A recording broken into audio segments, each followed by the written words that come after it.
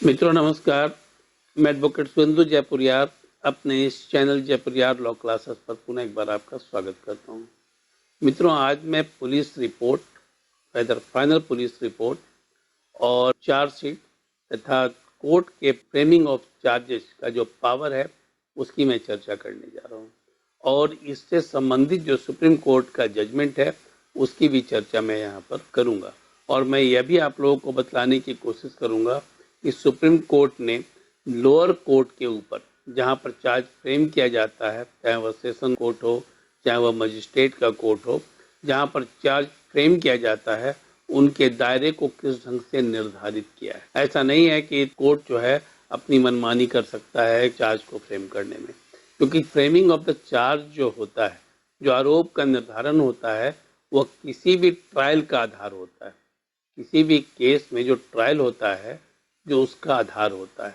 यदि charge framing में गड़बड़ी हो गई तब ऐसी स्थिति में और ट्रायल चलेगा और तब जो एक्यूज पर्सन है उसे पूरी अग्नि परीक्षा के दौर से गुजरना पड़ेगा पूरे ट्रायल के क्रम में। इसीलिए बहुत ही कॉशसली चार्ज को फ्रेम करने की आवश्यकता होती है और इसमें सुप्रीम कोर्ट ने जो दायरा निर्धारित किया है वह एक केस में, जिसकी चर्चा मैं करूंगा, यह केस है Deepak bhai Jagdish Chandra Patel versus state of Gujarat. यह 2019 में इस पर एक जजमेंट आया और यह 2019 के एससीसी में रिपोर्टेड केस है, जिसके वॉल्यूम 16 के पेज नंबर 547 में इसको पूरी तरह से एलाबोरेट किया गया है। ठीक है, तो इसकी चर्चा भी मैं करूंगा, लेकिन सबसे पहले कि पुलिस रिपोर्ट होता क्या है। मैंने आप लोगों को इसके पहले भी चार्जशीट पर एक वीडियो अपलोड किया है काफ़ी पहले, लेकिन फिर मैं आप लोगों को यहाँ पर उसको रिकॉल कराता हूँ और मैं उसको डिटेल में आप लोगों को बतलाता हूँ कि कोई भी जब केस होता है, जब कोई क्रिमिनल केस होता है और वो कॉग्निजेबल ऑफेंस के तहत केस यदि होता है, दो तरह से केस रजिस्टर्ड होता है, एक तो कॉग्निजेबल ऑफेंस के तहत और दूसरा नॉन कॉग्निजेबल ऑफेंस के तहत। सेक्शन 154 में कॉग्निजेबल ऑफेंस के तहत एफआईआर दर्ज होता है और सेक्शन 155 में नॉन कॉग्निजेबल ऑफेंस के तहत रिपोर्ट दर्ज किया जाता है और मजिस्ट्रेट के आदेश के बाद में वहां पर एफआईआर दर्ज होता है। 154 में बाध्यकारी है कि पुलिस जो है वो उस एफआईआर को दर्ज करे, वहां पर उसका कोई डिस्क्रिशनरी पावर नहीं है, जिसकी चर्चा मैंने आप लोगों को की थी ललिता कुमारी वर्सेस स्टेट ऑफ यूपी के केस का मैंने हवाला भी आप लोगों को दिया था, जिसमें उसे बाध्यकारी बनाया गया है कि पुलिस जो है कॉग्निजेबल ऑफेंस के मामले में यह नहीं कह सकती है कि मैं पहले इन्वेस्टिगेशन करूंगा और तब उसके बाद एफआईआर दर्ज होगा। एफआईआर किसी भी परिस्थिति में उसे दर्ज करना है। तो जब एफआईआर दर्ज हो जाता है तो उसके बाद पुलिस जो है वह इन्वेस्टिगेशन करती है। इन्वेस्टिगेशन की समय सीमा भी निर्धारित है। ठीक है, 10 साल से ऊपर का जहाँ पर में सजा का जो प्रावधान है जिस केस में, वहाँ पर 90 दिनों के अंदर चार्जशीट फाइल करना पड़ता है और जहाँ पर 10 साल से कम की सजा है वहाँ पर 60 दिनों के अंदर चार्जशीट को पुलिस को फाइल करना पड़ता है। मतलब कि 90 दिनों और 60 दिनों के अंदर पुलिस को अपना इन्वेस्टिगेशन पूरा कर लेना होता है। यदि इन्वेस्टिगेशन पूरा नहीं होता है तब ऐसी स्थिति में चार्जशीट सबमिट करने के बाद कोर्ट से परमिशन ले लिया जाता है कि वो सप्लीमेंट्री चार्जशीट को बाद में फाइल कर सकती है। कुछ इन्वेस्टिगेशन रह गए, ठीक है, लेकिन समय सीमा यही निर्धारित की गई है, 90 दिनों और 60 दिन। तो पुलिस इन्वेस्टिगेशन करती है और इन्वेस्टिगेशन के आधार पर जो फाइंडिंग आती है उस फाइंडिंग के आधार पर वह चार्जशीट बनाती है। चार्जशीट में अपना ओपिनियन भी पुलिस को देना होता है कि इसमें जो है उसका ओपिनियन क्या है, क्या यह आरोप सिद्ध होता है या आरोप सिद्ध नहीं होता है। आरोप तय पुलिस नहीं कर सकती है, आरोप सिद्ध हो रहा है या नहीं हो रहा है, यहाँ पर इसकी चर्चा वह अपने चार्जशीट में करती है। ठीक है, सेक्शन 173 ऑफ द सीआरपीसी के तहत चार्जशीट कोर्ट में सबमिट किया जाता है। ठीक है ना, फिर मैं रिपीट कर रहा हूँ, सेक्शन 173 ऑफ द सीआरपीसी के तहत चार्जशीट सबमिट किया जाता है और जब चार्जशीट कोर्ट में सबमिट कर दिया जाता है तब उसके बाद कोर्ट का काम है कि उस पर चार्ज फ्रेम करें। चार्ज फ्रेम 3 तरीके से होता है। जहाँ पर एक सेशन ट्रायल होता है वहाँ पर सेशन के केस में चार्ज फ्रेम होता है, जिसकी चर्चा 227, 228 में की गई है। और दूसरा है कि जहाँ पर वारंट केस होता है, अब सेशन केस क्या होता है, जहाँ पर 10 साल से ऊपर की सजा है उसको हम सेशन केस कहते हैं, और 10 साल से नीचे की जहाँ सजा है वहाँ पर वारंट केस है। वारंट केस जो है उसमें भी चार्ज को फ्रेम किया जाता है।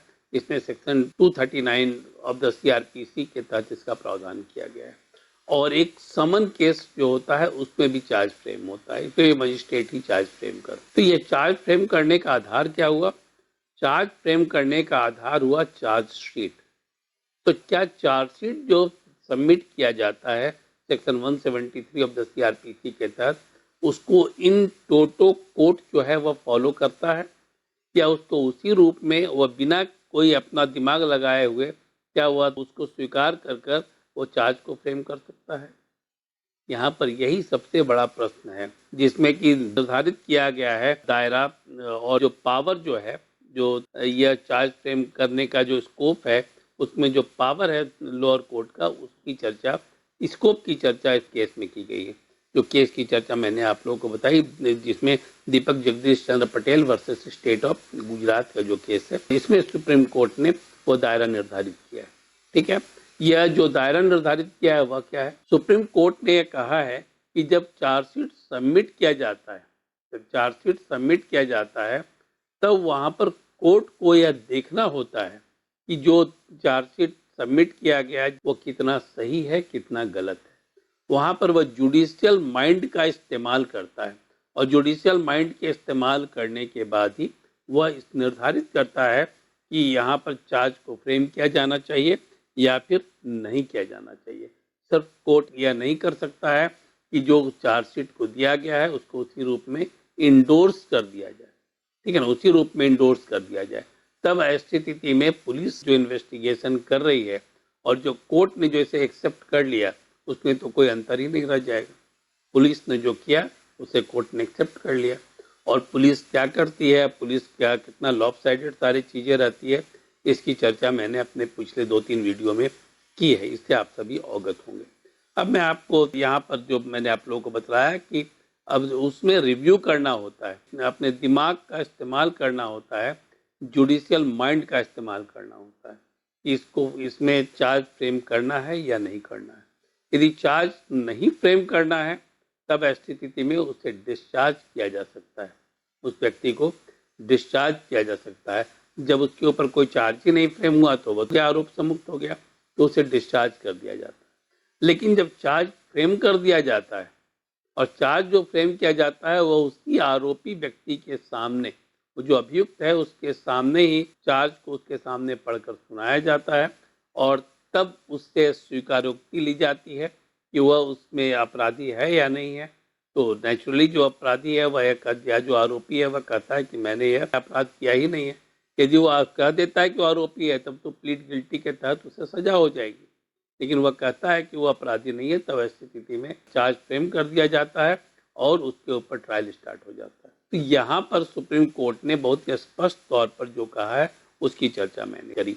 अभी मैं आप लोगों को एक केस की चर्चा करना चाहूंगा, जिस केस में मैंने इस केस का रेफरेंस देकर, सुप्रीम कोर्ट के इस जजमेंट का रेफरेंस देकर वहाँ पर उसे डिस्चार्ज करवाया है और रेदर क्वैश करवाया है केस को, जो चार्ज फ्रेम किया गया था गलत तरीके से। इसमें एक केस है, मैं आरोपी का नाम जो है वह Pankaj Kumar Singh versus state of Jharkhand है, जिसमें कि पंकज कुमार सिंह के ऊपर उसकी पत्नी की हत्या का आरोप लगा। इसमें कोई एविडेंस नहीं था। उसकी पत्नी, तो वे लोग गांव में रहते थे और गांव में उसकी पत्नी बाहर डिफेकेशन के लिए, मतलब कि वह बाथरूम जाने के लिए बाहर गई और वहां पर पत्थर से टकरा कर वह गिरी। गिरने से उसे चोट आई और जिसके चलते उसकी मौत हो गई।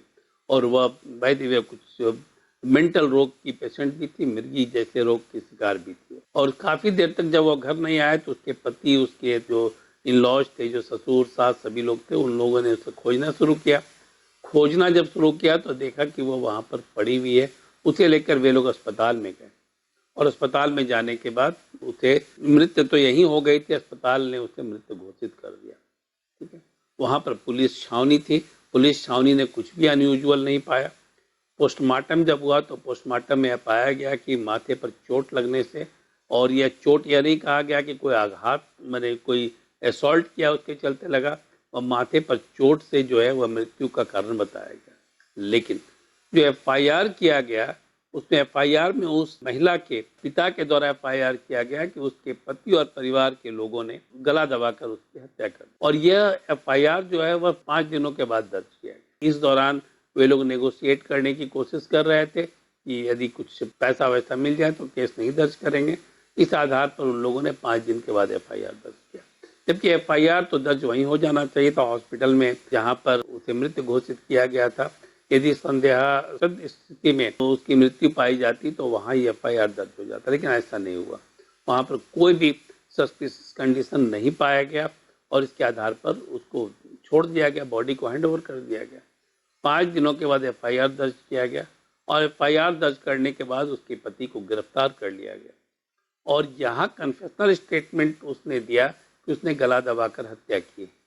अब यहाँ पोस्टमार्टम रिपोर्ट यह कह रहा है कि इसकी मृत्यु जो है गिरकर चोट लगने से हुई है। कन्फेशनल स्टेटमेंट यह कह रहा है कि गला दबाकर उसने हत्या की है और एफआईआर भी यह कह रहा है कि गला दबाकर हत्या की है। तो इसका मतलब साफ है, यहाँ पर इसका मतलब साफ है कि जो एफआईआर दर्ज किया गया है उसके आधार पर ही कन्फेशनल स्टेटमेंट लिया गया। एफआईआर जो दर्ज किया गया उसके आधार पर कन्फेशनल स्टेटमेंट लिया गया और कन्फेशनल स्टेटमेंट जो लिया गया उसी कन्फेशनल स्टेटमेंट के आधार पर और एफआईआर के आधार पर चार्जशीट सबमिट कर दिया गया। इसमें कोई आई विटनेस नहीं है, कोई एविडेंसेस में नहीं है और उसके बावजूद भी चार्जशीट को सबमिट किया गया और चार्जशीट जो सबमिट किया गया उसमें कोई ओपिनियन नहीं दिया गया। सबसे बड़ा लैकून आया था। उसके बाद भी कोर्ट ने बिना जुडिशियल माइंड का इस्तेमाल किए हुए उसने क्या किया, उसने इस पर चार्ज फ्रेम कर दिया। इसी चार्ज के खिलाफ मैं क्वेश्चनिंग में गया और क्वेश्चनिंग में मैंने इसी केस का हवाला दिया, Deepak bhai Jagdish Chandra Patel versus state of Gujarat के केस का हवाला दिया और इसका हवाला देकर मैंने इस केस को क्वेश करवाया। तो मित्रों, आप लोगों को police report, chargesheet, framing of the charge और इसके बाद क्या रेमेडी लेनी है इसकी चर्चा मैंने आप लोगों के सामने की। अब यहाँ पर मैं आप लोगों को एक बार थोड़ी सी और रेमेडी की भी चर्चा कर दूं कि चार्ज फ्रेम जब करने के पहले, जब कोर्ट चार्ज फ्रेम करता है उसके पहले आप डिस्चार्ज पिटीशन फाइल कर सकते हैं यदि कोई एविडेंस नहीं है तो, और चार्जशीट में गड़बड़ी है तो। और यदि यह चार्जशीट में जो डिस्चार्ज पिटीशन आप फाइल करते हैं वहाँ पर आप लोअर कोर्ट में यदि आपको उसमें नहीं मिलता है रिलीफ तो आप इसमें क्रिमिनल रिवीजन में जा सकते हैं और इन सारे प्रावधानों का रेफरेंस देकर और इस केस का रेफरेंस देकर आप विजयी हो सकते हैं। इसके अलावा यदि चार्ज फ्रेम कर दिया गया है तब ऐसी स्थिति में आप सेक्शन 482 ऑफ द सीआरपीसी के तहत हाई कोर्ट जा सकते हैं, जहां पर आप चार्जशीट के क्वैश करने की बात और पूरे क्रिमिनल प्रोसीडिंग को क्वैश करने की बात आप कर सकते हैं। तो मैंने आप लोगों को जो बताया कि चार्जशीट क्या होती है और charge framing of the charge कैसे होता है और फिर यदि चार्ज फ्रेम कर दिया गया है तो फिर उसकी रेमेडी क्या है। उम्मीद करता हूं कि आप लोगों को यह सारी चीज़ें समझ में आ गई होगी और आप लोगों को यदि ये वीडियो पसंद आया है तो आप इसे अपने दोस्तों तक शेयर करें और साथ ही साथ चैनल को सब्सक्राइब अवश्य करें। धन्यवाद।